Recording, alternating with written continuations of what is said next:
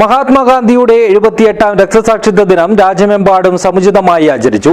കാഞ്ഞങ്ങാട്ടെ സ്മൃതി മണ്ഡപത്തിൽ ഗാന്ധി സ്മൃതി ജ്യോതി തെളിയിച്ചാണ് യൂത്ത് കോൺഗ്രസ് കാസർഗോഡ് ജില്ലാ കമ്മിറ്റി നേതൃത്വത്തിൽ രക്തസാക്ഷിത്വ ദിനം ആചരിച്ചത്. This news sponsored by Forever for everyone. Shobhika Weddings, Big Mall, Kanjangad, Kozhikode, Koilandi and Kutyadi. വിവിധങ്ങളായ പരിപാടികളോടെയാണ് രാജ്യം രാഷ്ട്രപിതാവ് മഹാത്മാഗാന്ധിയുടെ 78ാമത് രക്തസാക്ഷിത്വ ദിനം ആചരിച്ചത്. ഓരോ പരിപാടികളും രാജ്യം കെടാതെ കാത്തുനിർത്തുന്ന രാഷ്ട്രപിതാവിനോടുള്ള സ്നേഹത്തിന്റെയും ആദരവിന്റെയും കടപ്പാടിന്റെയുമെല്ലാം പ്രതീകങ്ങളായി മാറി. കാഞ്ഞങ്ങാട്ടെ സ്മൃതി മണ്ഡപത്തിൽ ഗാന്ധി സ്മൃതി ജ്യോതി തെളിയിച്ചുകൊണ്ടാണ് യൂത്ത് കോൺഗ്രസ് കാസർഗോഡ് ജില്ലാ കമ്മിറ്റി നേതൃത്വത്തിൽ ഇത്തവണ മഹാത്മജിയുടെ രക്തസാക്ഷിത്വ ദിനം ആചരിച്ചത്. രാജ്യം ഭരിക്കുന്ന സംഘപരിവാർ ശക്തികൾ പാഠപുസ്തകങ്ങളിൽ നിന്ന് പോലും ഗാന്ധിയൻ ഓർമ്മകളെ മായ്ച്ചു കളയാൻ ശ്രമിക്കുന്ന ഈ കെട്ടകാലത്ത് ഗാന്ധിയൻ ആദർശങ്ങളെ നെഞ്ചേറ്റിക്കൊണ്ട് തന്നെയാണ് തങ്ങൾ മുന്നോട്ട് പോകുന്നതെന്ന് പ്രവർത്തകർ ഉദ്ഘോഷിച്ചു.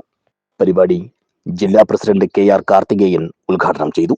നമുക്കറിയാം, ഈ രാജ്യം ഭരിക്കുന്നത് ഇന്ന് മഹാത്മാഗാന്ധിയുടെ ഘാതകരായ ആളുകളാണ് ഈ രാജ്യത്തിൻ്റെ ഭരണചക്രം തിരിക്കുന്നത്.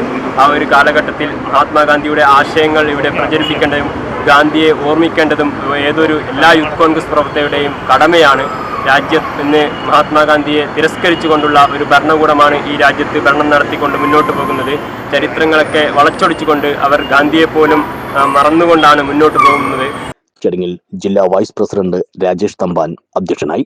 കാഞ്ഞങ്ങാട് ബ്ലോക്ക് കോൺഗ്രസ് പ്രസിഡന്റ് ഉമേശൻ വേളൂർ, നേതാക്കളായ M Kunhikrishnan, Praveen Thoyammal, KP Mohanan, Rajesh Pullur, Janardhanan കല്യൂട്ട്, youth Congress ജില്ലാ കമ്മിറ്റി ഭാരവാഹികളായ വിനോദ് കപ്പിത്താൻ, ഗിരികൃഷ്ണൻ കൂടാല, ദീപു കല്യൂട്ട്, രതീഷ് കാട്ടുമാടം, സുജിത്ത് തച്ചങ്ങാട്, ജിബിൻ പയ്യന്നൂർ, അക്ഷയ S ബാലൻ, ഷിബിൻ ഉപ്പിലിക്കൈ, സിജു അമ്പാട്ട്, രോഹിത് എറുവാട്ട്, നവനീതി ചന്ദ്രൻ, മണ്ഡലം പ്രസിഡന്റുമാരായ HR വിനീത്, അനൂപ് ഓർച്ച, K അമ്പിളി തുടങ്ങിയവർ സംസാരിച്ചു.